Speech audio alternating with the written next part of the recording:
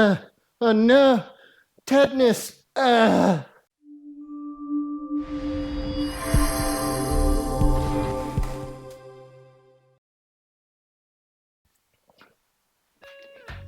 everyone, welcome back to Breadbox Racing and 4x4.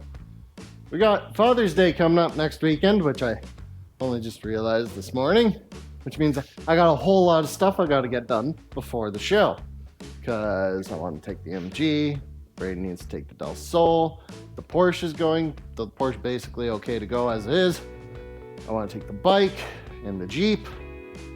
I think the Jeep's going to have to drive down with the transfer case the way it is, but this is the one. These two cars are the ones that need all the work to make it. Del Sol needs to get put back together, but it is otherwise more or less okay to go. But then there's the MG. The MG needs some work. The floorboards are just there for looks right now. They're not welded in, so I got to get those welded in. Yeah, that didn't happen. There's no front suspension, therefore no wheels, no brakes, nothing. We won't have brakes no matter what. Maybe I can rig up the e-brake. That got done, but it's another video. Maybe. It might get rear brakes. No promises. But we got to bolt all the body panels on it.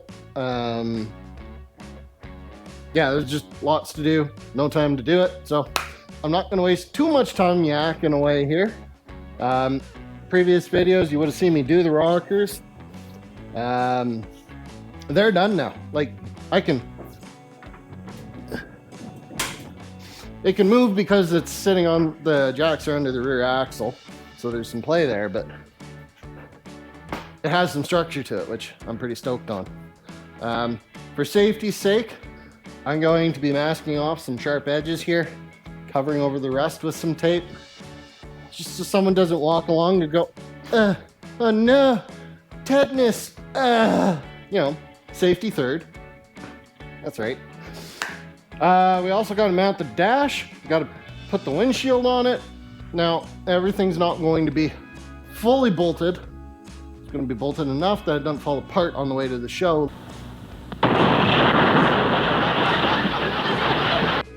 Okay guys, so you saw me pull it out. I quickly cleaned up a bunch of this stuff, kind of half-assed, just enough that I can scab some enamel on there and make it presentable for the show. This is going to get stripped and powder coated later on, but that may not happen until the car's on the road. You know, project for the winter kind of thing. For now though, it looks appropriate to the car. So we're going to put the power steer, or the steering rack onto the cross member, get started there, scab a little bit more paint on the top of that, and then carry on, move through putting the rest of the suspension on here.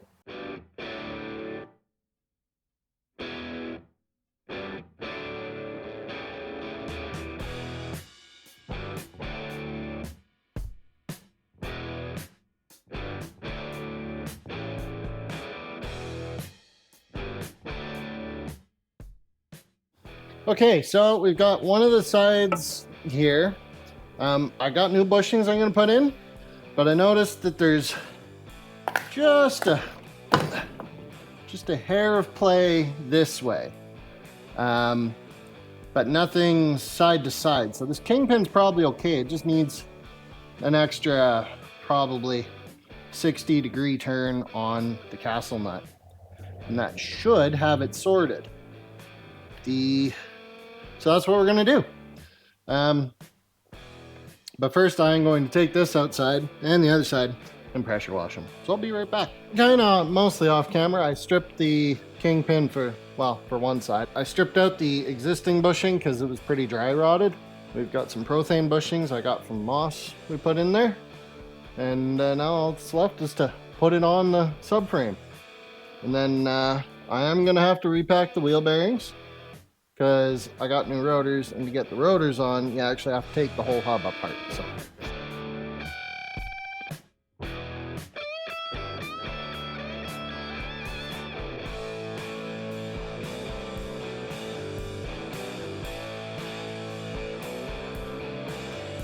Okay, so we got the steering lever onto the kingpin now. I had to go scavenge some bolts off my other front end. I've had to do that a bunch, actually, but it's getting the job done. And they're bolts. What do you want? They're the right bolts, they're the right length, they're the right torque. It's good enough. So, for the first time in a long time, I finally put the tie rod ends in and have a front end that doesn't go fucking flop all over. So, I'm gonna check the torque on those and then rattle some stuff together, spray a little bit more black on things, and we gotta flip this over and deal with the springs and the lower control arms. And that's gonna be a lot of fun.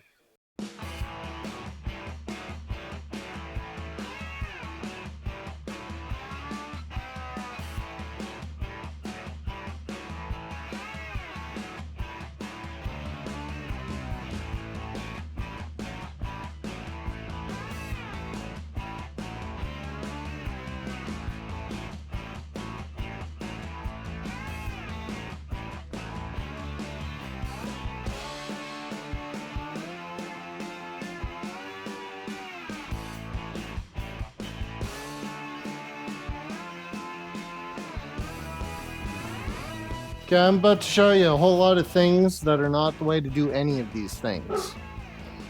For starters, I misplaced the trunnion bolt, or the lower outer bolt. So it's 7 o'clock, I don't want to run all the way to Lordco to get parts. The only bolt I fit that's the right size is a metric bolt. M10. But it's a nice tight fit in the bushing, so that's a good thing. And I also don't have any of the wheel seals, or the joint seals. So I'm gonna use a washer with a very thin shim and some grease, and then what's left of one of the dust caps on the other side, along with another one of the little shims, and then it can at least spin freely. It's only got to make it to the show, so.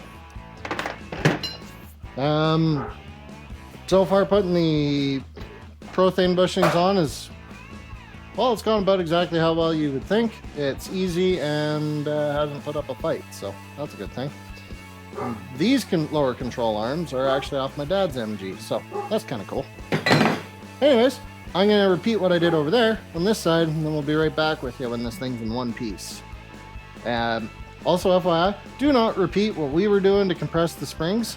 It works. It actually works surprisingly well if you're 250 pounds like me and also 250 pounds like Braden. Wow, that's so sweet for you to lie to the audience for me.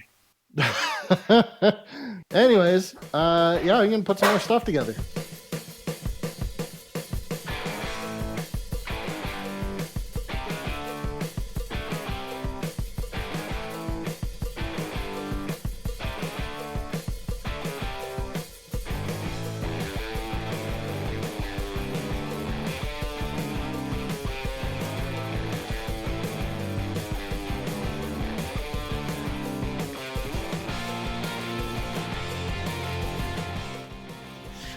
Alright, I have a front end that's ready to go in.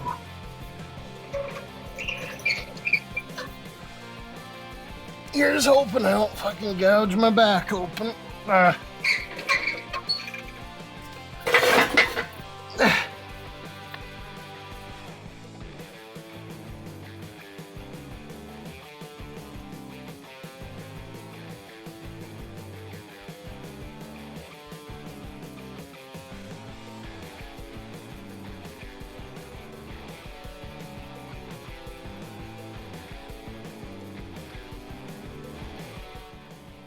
Okay, so here's the end result.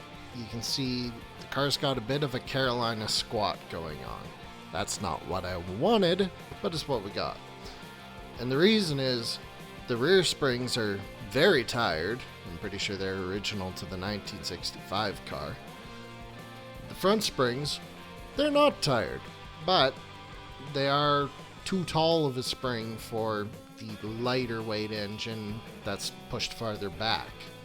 So that's why the front end's up so far. Also, there's a lot of things that aren't in yet, like radiator, all that kind of stuff. So at this point, I have put other springs in there. They've dropped the front end 3.5 inches. It's actually too low now. So now I have the opposite problem. But lower's better than too tall, at least for cars. Anyways, if you made it this far in the video, thanks for watching. If you enjoyed it, consider subscribing, and I hope you have a good day. Catch you guys later.